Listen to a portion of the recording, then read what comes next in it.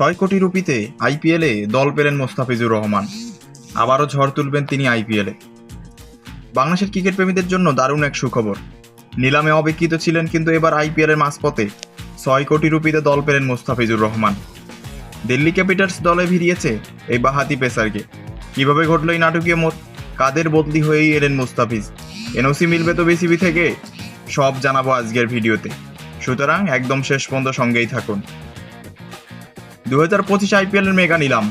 সবাই তাকিয়েছিল মুস্তাফিজুর রহমানের দিকে, কিন্তু অবিশ্বাস্যভাবে ভিত্তিমূল্য 2 কোটি রুপিতেও কোনো ফ্রাঞ্চাইজি আগ্রহ দেখায়নি। অনেকেই বলেছিলেন হয়তো আইপিএলের পথ এবার মুস্তাফিজের জন্য বন্ধ, কিন্তু ক্রিকেট মানেই তো নাটকীয়তা, আর সেই নাটকীয়তাই হলো বাস্তব। আইপিএলের মাঝপথে দিল্লি ক্যাপিটালস 6 কোটি ভারতীয় রুপিতে মুস্তাফিজকে দলে টানলো। হ্যাঁ, ঠিকই শুনেছেন, 6 কোটি। এটা এখনো পর্যন্ত বাংলাদেশি কোনো ক্রিকেটারের আইপিএল ইতিহাসে সর্বোচ্চ পারিশ্রমিক। শুধু তাই নয়, এটা নিলামের ভিত্তিমূল্যের 3 গুণ। দিল্লির এই সিদ্ধান্ত এসেছে খুব গুরুত্বপূর্ণ এক সময়। তাদের ওপেনার জ্যাক ফ্রেজার ম্যাকগার্ক নিরাপত্তা সংখ্যায় ভারতে ফিরতে রাজি নন, ফলে বিকল্প খুঁজতে গিয়ে পছন্দ করেছে মুস্তাফিজের উপর। এবং তাদের মধ্যে ডেট অফারে মুস্তাফিজের মতো বৈচিত্র্যময় বলার খুবই প্রয়োজনীয়। তবে একটা কথা মনে রাখতে হবে, দিল্লি শুধুমাত্র এই চলমান আসরের জন্যই মুস্তাফিজকে রাখতে পারবে, কারণ আইপিএলের নিয়ম অনুযায়ী মাঝপথে নেওয়া কোনো ক্রিকেটারকে পরের মৌসুমের জন্য ধরে রাখতে পারবে না। অর্থাৎ এটা কোনো এক ধরনের অস্থায়ী মিশন হিজের জন্য, কিন্তু এক মৌসুমে বাজিমাত করতে পারেন তিনি। আইপিএলে মুস্তাফিজের অভিষেক হয় 2016 সালে সানরাইজার্স হায়দ্রাবাদের হয়ে।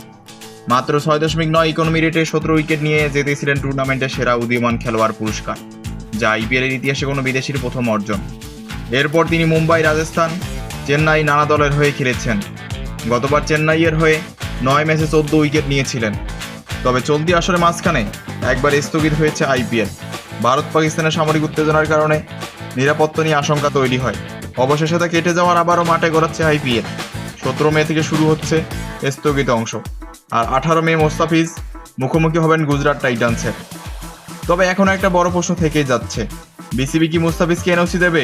কারণ একই সময় বাংলাদেশের আছে সংযুক্ত আরব আমিরাত ও পাকিস্তানের বিপক্ষে টি-20 সিরিজ। বিসিবির ক্রিকেট অপারেশন ইনচার্জ শাহরিন নাফিস জানিয়েছেন, এখনও কেউ অফিসিয়ালি আবেদন করেননি।